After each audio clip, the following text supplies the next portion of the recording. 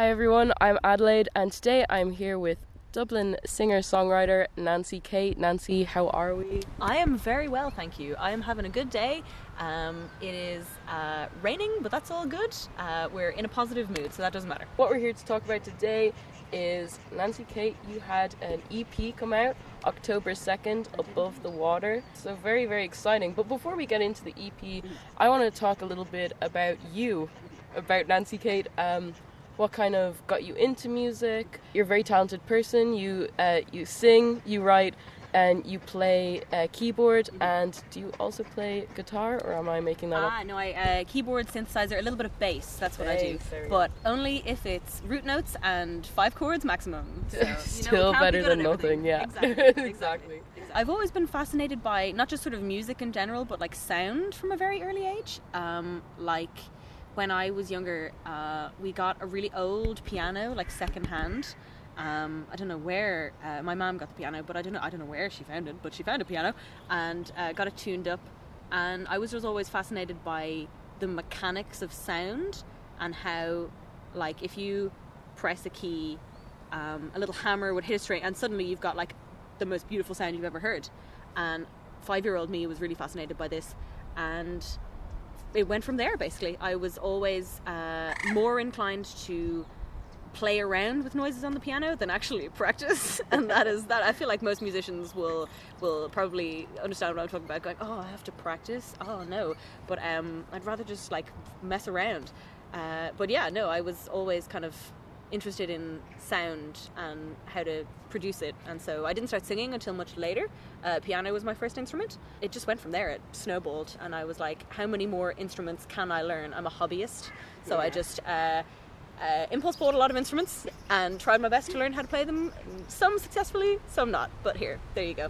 That's my... And what's that success rate looking like?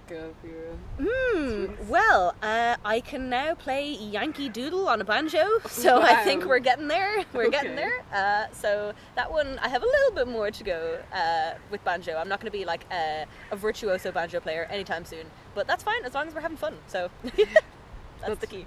That's what matters. So you mentioned you have this fascination with sound. Your EP, it's very sort of folky. And that's kind of what you describe yourself as. But just very quickly want to touch on, because you're also part of a punk rock band. I am. Orchid Feeder, so you have a very diverse taste there. Yes. You guys came out with your single in July. Yes, indeed.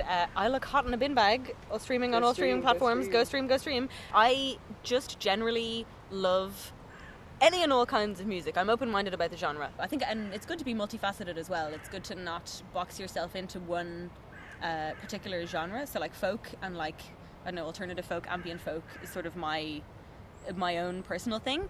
But I play in a few different bands, but one of them is kind of a neo-soul band, another is like a metal band, then we have Orchid Feeder.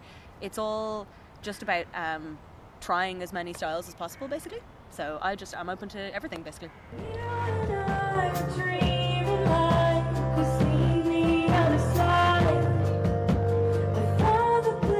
Now that we've discussed the background, so let's talk about your actual EP, Above the Water. So do you want to tell us a little bit about that? Of course, I would love to. Above the Water is my own little kind of journey of self-discovery. And I wrote all of these songs kind of a long while ago, actually, but I never had like the courage to develop them into anything or record them or do anything further with them. So they went through several awful rewrites. I'm generally a lyricist first, and then I add instrumentation afterwards, and they come sort of in fragments, in little bits. And so I'm really, really bad at finishing anything. The process itself was sort of a journey of self-discovery and seeing what I could actually do and how interesting texturally and like sonically and lyrically could I make these little songs that I didn't think were that good, and seeing what they could become. And that's what a lot of the lyrics reflect as well, is like self-image, sort of coming of age, navigating the world, finding your place in it, all of that. So it's kind of contemplative, but it's hopefully is uplifting as well, I hope. One thing I wanted to ask as well, since we were talking about how many instruments you like to get into. Obviously the Yankee Doodle banjo is gonna help out a little bit. Did you do all the instrumentation yourself? I mean, you graduated from BIM. I did indeed. So a lot of music contacts there, Absolutely. lots of people to help you out, and obviously you have a very good band. Yes, so I my biggest problem is I'm always terrible at delegating and outsourcing the help, which is why it took me so long to record any of these songs, which are very old, and I had a little trouble with that at first because I'm very bad at asking for help when I need it. But I was lucky enough, obviously, to have met several people in BIM, and my producer, Ellen Beamish, who at the time was working as an intern in Windmill Lane Studios, which is where I recorded it. I was lucky enough to meet her, and I was in another session at the time, actually, as like a backing singer, and we met through that. And she approached me and said, hey, would you like to record any of these songs? I know you have songs and I've heard some of them on Instagram and things. And is that something you'd be open to exploring? And I was like, absolutely. It was very much like a collaborative kind of process. I did all the arrangements like myself, but I obviously can't play all of these instruments, much as I wish I could. I mean, I suppose there's a real level of vulnerability. This is your first solo project. How do you feel about the sort of putting yourself to the forefront, center stage sort of aspect of taking on this solo project? Scary, that's how it feels. It's a scary thing to do, because those who know me very closely know that I am bad at expressing vulnerability. So this EP was great because it forced me to do so, because all of the songs are very emotionally vulnerable, and I enjoy being a part of something. I generally don't like being perceived, which I need to get used to, but I generally like to be a part of something and sort of blend in. So this was very difficult actually to be able to do this. But like I say, I'm lucky I have enough performance experience playing for other people that performing wasn't the issue. It was just sort of coming out of my shell a little bit more. And I'm still working on it, but we're getting there. We're getting there slowly but surely. So yes, exactly. Yeah, I suppose it's all a process there as well.